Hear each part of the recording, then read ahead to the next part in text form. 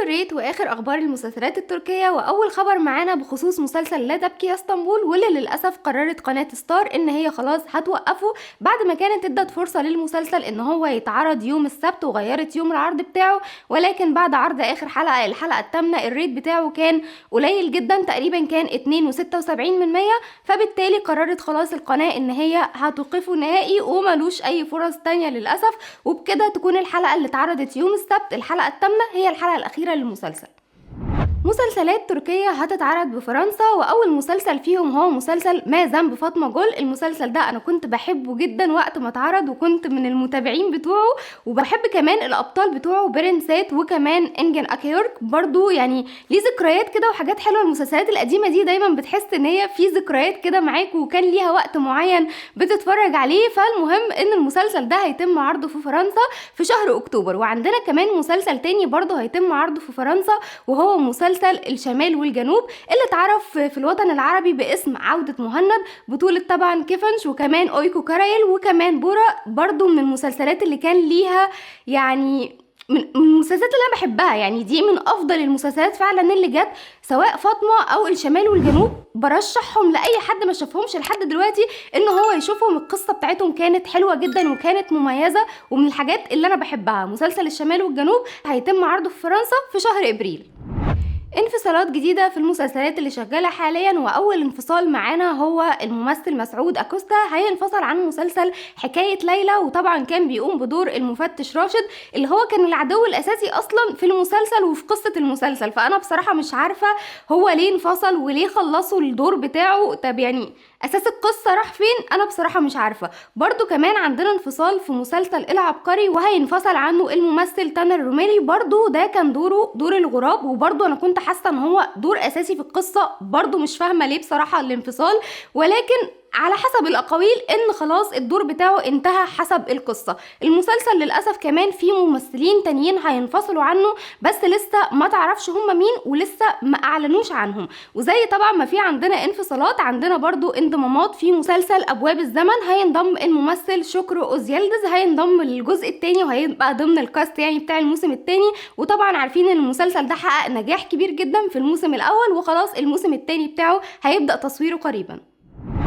فيلم أمامي اللي تم عرضه مؤخرا على منصة ديزني محقق نجاح كبير جدا، ويعتبر ضمن قائمة أفضل 10 أفلام تم عرضهم في 6 دول: استراليا وألبانيا وكمان رومانيا وسان مارينو واستراليا وإيطاليا.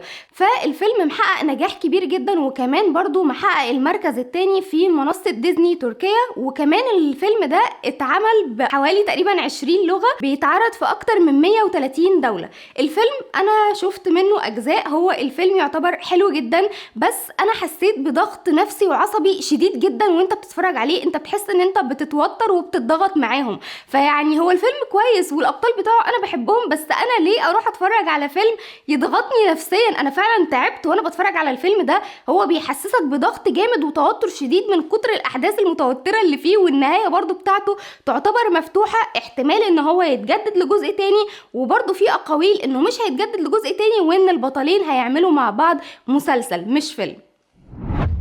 يامور يوكسيل خلاص هتقوم ببطولة مسلسل جديد. المسلسل اسمه الأراضي الغاضبة، وتم الاتفاق مع شركة ليمون على المسلسل ده. والمسلسل ده هيتم تصويره في الأناضول، ولسه قناة العرض مش معروف هي مين.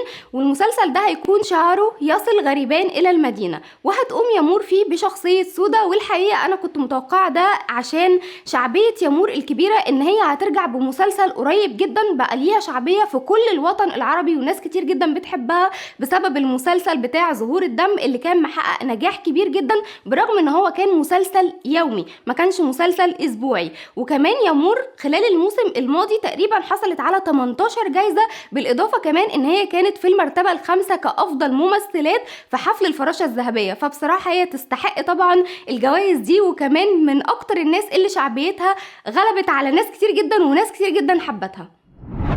وتحدد خلاص موعد عرض مسلسل السوق، هيتم عرضه في ايام السبت، واول عرض ليه هيكون يوم السبت الجاي يوم 22 فبراير. وبالتالي هيبدأ ان هو ينافس مسلسل دين الروح وكمان مسلسل جبل القلب. وخلاص مفيش منافسة مع لا تبكي يا اسطنبول، لان خلاص الحلقة الاخيرة بتاعته خلصت. واخيرا مسلسل المشردون بدأ ان هو يرتفع في الريت مرة تانية بعد تقريبا حوالي 3 أو 4 حلقات عمال ينخفض من ساعة ما براك انضم للمسلسل ده، وتقريبا ناس كتير جدا ما بقتش تتفرج عليه. لكن الحلقة الأخيرة بصراحة حققت ارتفاع كبير جدا في الريت، ونسبة المشاهدة رجعت تعلى مرة تانية، فتقريبا حصل على 67% في الريت، فهي نسبة حلوة جدا. وكمان الحلقة دي وقت ما اتعرضت على اليوتيوب قبل ما يكمل يوم كانت المشاهدات بتاعت الحلقة دي وصلت ل4 مليون مشاهدة، فبصراحة كانت حلقة حلوة جدا وقوية وتستحق الارتفاع ده. وعشان تعرفوا كل الريت لكل مسلسلات الأسبوع تابعوا معايا بقية الفيديو للآخر.